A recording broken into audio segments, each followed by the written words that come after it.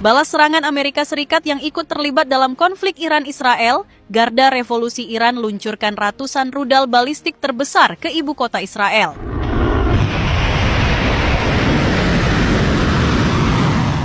Pada pukul 2.30 dini hari waktu setempat, dunia dikejutkan oleh serangan balasan Iran yang paling mengerikan sepanjang sejarah. Iran melepaskan rudal balistik terbesar ke arah wilayah Israel sebagai aksi pembalasan atas serangan besar-besaran yang dilakukan Amerika Serikat terhadap 3 fasilitas nuklir strategis Iran. Militer Amerika Serikat menyerang 3 lokasi di Iran pada Minggu 22 Juni 2025 dini hari yang menandai Amerika melibatkan diri dalam upaya Israel untuk menghentikan program nuklir Iran. Para pengamat militer Timur Tengah mengatakan, Amerika akhirnya turun tangan langsung, membuktikan bahwa konflik ini sudah melampaui batas-batas regional. Dan benar saja, Iran yang sejak dari awal menolak berdamai dengan Amerika dan Israel membalas serangan tersebut dengan serangan yang sangat mematikan ke wilayah Israel. Tak tanggung-tanggung, 2 rentetan serangan berat yang terdiri dari rudal Khorramshahr dan rudal Rahbar yang diluncurkan Iran sebagian besar jatuh di Tel Aviv, tengah dan utara. Puluhan bangunan rusak termasuk apartemen dan kantor-kantor pemerintahan Israel serta ratusan orang jadi korban. Ledakan menggelegar memecah keheningan malam, membuat suasana kota Tel Aviv semakin mencekam. Sementara itu, menanggapi serangan balasan Iran yang semakin ganas, pemerintah Amerika Serikat mulai melakukan evakuasi terhadap warga negaranya dari Israel. Langkah ini diumumkan langsung oleh Duta Besar Amerika Serikat untuk Israel, Mike Huckabee, pada Senin, 23 Juni 2025. Huckabee menyatakan bahwa pihaknya kini membantu evakuasi bagi warga negara Amerika yang berada di Israel atau tepi barat. Ia mengimbau mereka untuk segera mengisi formulir pendaftaran evakuasi dan tidak menunda kepulangan. Kami menyarankan semua warga Amerika yang masih berada di Israel untuk segera mengambil langkah pulang, baik dengan bantuan pemerintah maupun secara mandiri, ujar seorang pejabat Departemen Luar Negeri Amerika Serikat. Kami pikir seluruh wilayah Israel sudah tidak aman bagi warga Amerika, imbuhnya. Sementara itu, pakar militer kenamaan Avshon Ostofar memperingatkan bahwa Iran tidak akan menyerah begitu saja dalam konflik bersenjata yang kian memanas dengan Israel. Bahkan, menurut Ostofar, Teheran justru bisa memperpanjang konflik ini untuk membuatnya semakin merugikan bagi Israel. Satu hal yang dapat mereka lakukan adalah bertahan dan membuat konflik ini jauh lebih merugikan bagi Israel, ungkap Ostofar tegas. Menurutnya, dari perspektif Iran, tak ada lagi yang harus ditakutkan atau dipertahankan, karena kerusakan besar sudah terjadi. Ostofar menyebutkan program nuklir Iran telah dihancurkan, sementara jaringan proksi Iran seperti Hamas di Gaza, Hizbullah di Lebanon, dan Houthi di Yaman telah dilemahkan oleh serangan Israel selama beberapa tahun terakhir. Namun, Iran belum kehabisan opsi. Daya ungkit terakhir mereka mungkin adalah memperpanjang perang. Semakin lama Israel terus mengebom Iran, maka Iran pun bisa terus mengebom Israel, ujarnya.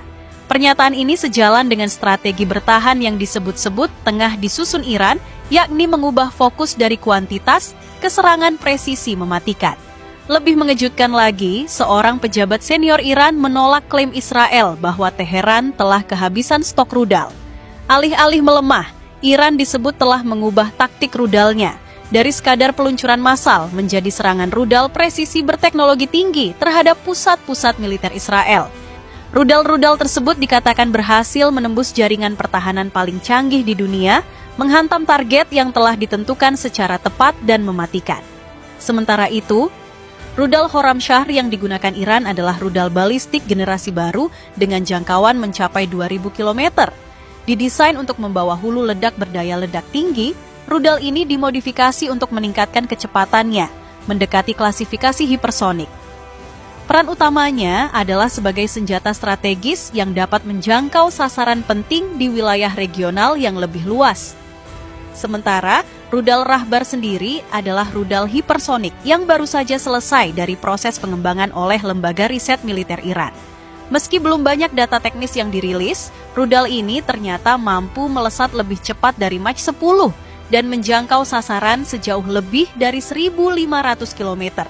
Rahbar yang baru saja menghantam sebuah apartemen di Tel Aviv digadang-gadang akan memperkuat status Iran sebagai salah satu negara dengan kemampuan rudal hipersonik paling mengancam di dunia.